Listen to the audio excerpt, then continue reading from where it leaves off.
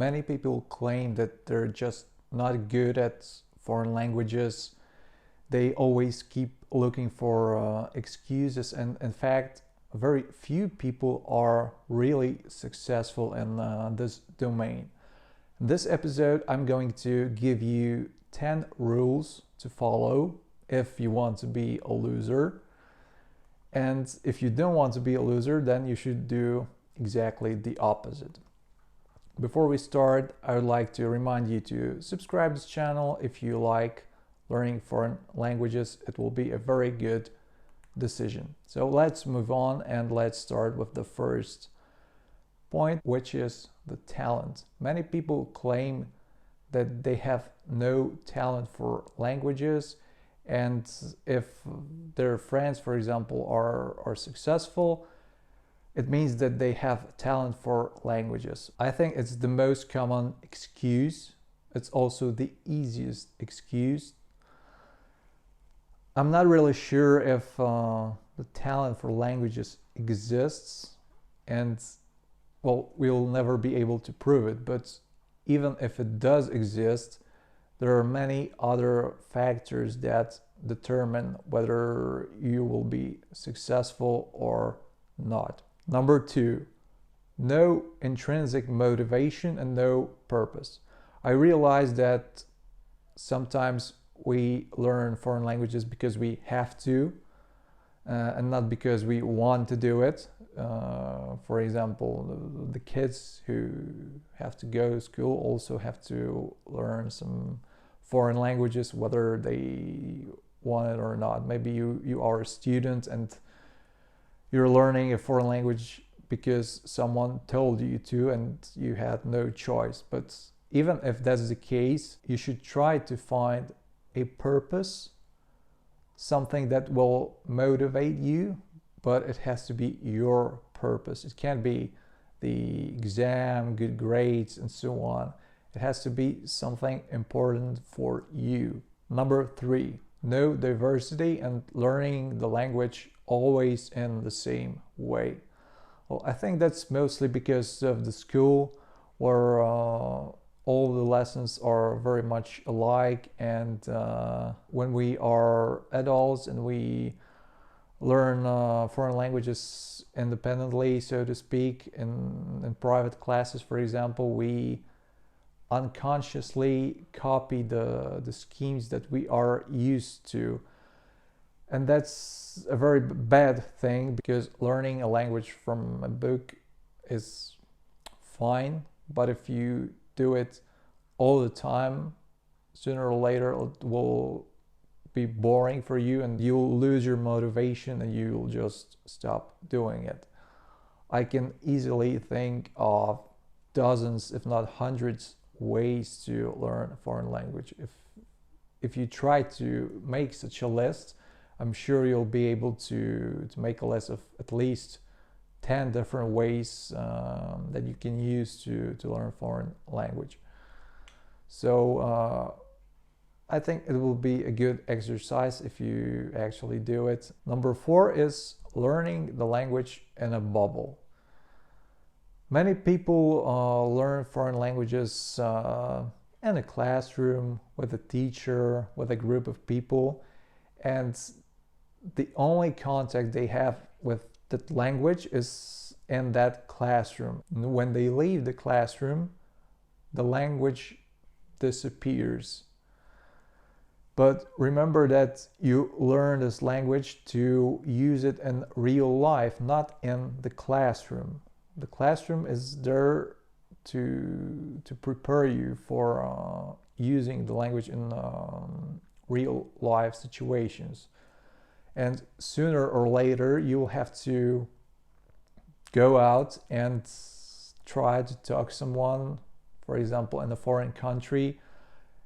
You'll have to use that language in order to communicate with other people, and the sooner you start doing it, the better for you.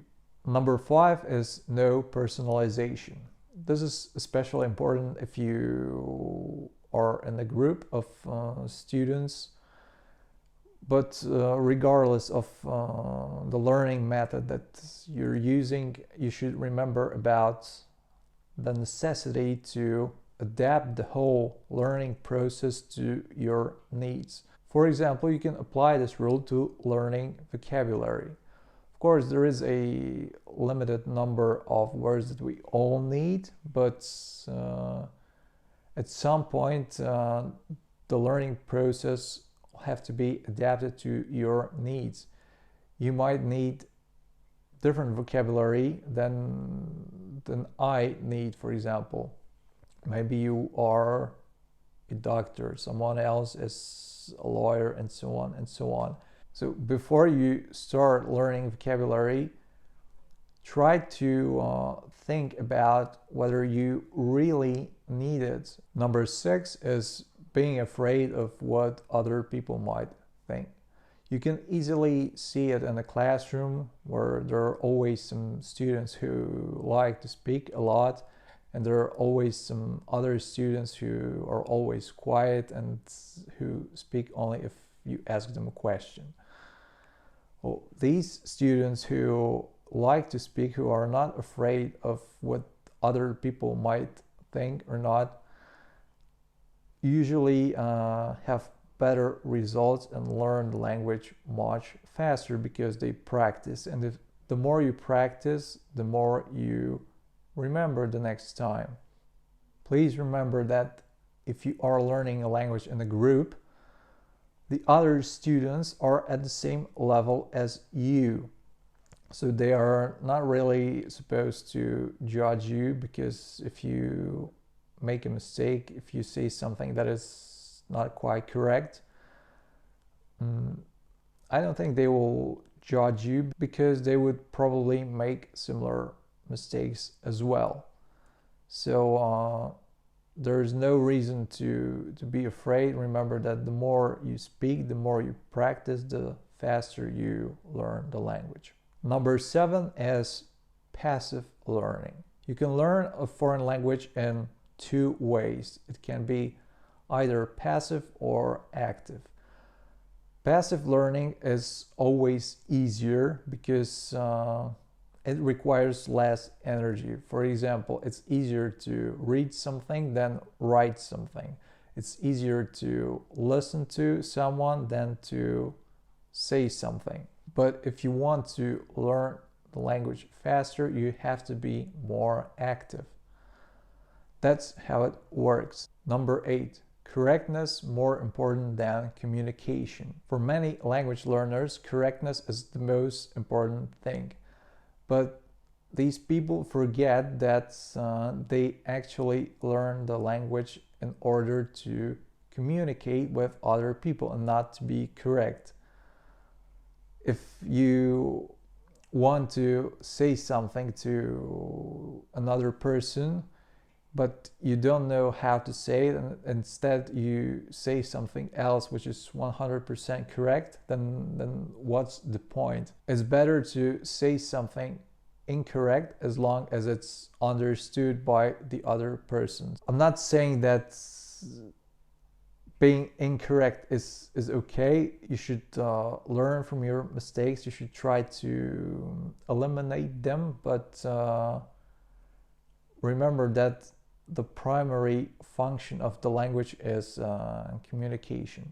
Number 9 is no regular contact with the foreign language.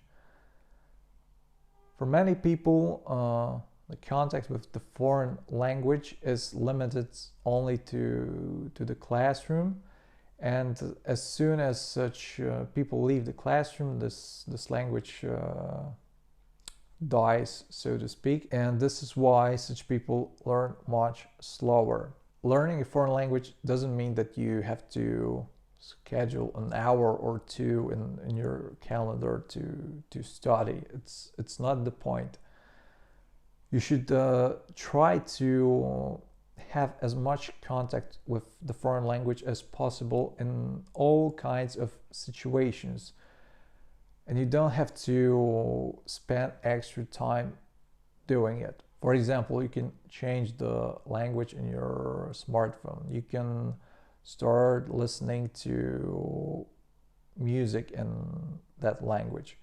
You can start reading the news in that language instead of your native language. For example, there are many ways to do it which don't really require extra time from you. The last thing, number 10, is unrealistic goals. Many people are very excited about learning a new language at the beginning, which is good and not so good at the same time, because such people tend to set unrealistic goals for themselves. For example, they decide to learn 50, 100 new words every day, and sooner or later they realize that this simply cannot be done in practice. It's just too much. So I think that it's better to start with small steps and then try to set more and more ambitious goals. I'm curious how many of these 10 things apply to you. I hope none of them, but feel free to leave a comment. And if you like learning foreign languages, don't forget to subscribe this channel. See you in the next episode.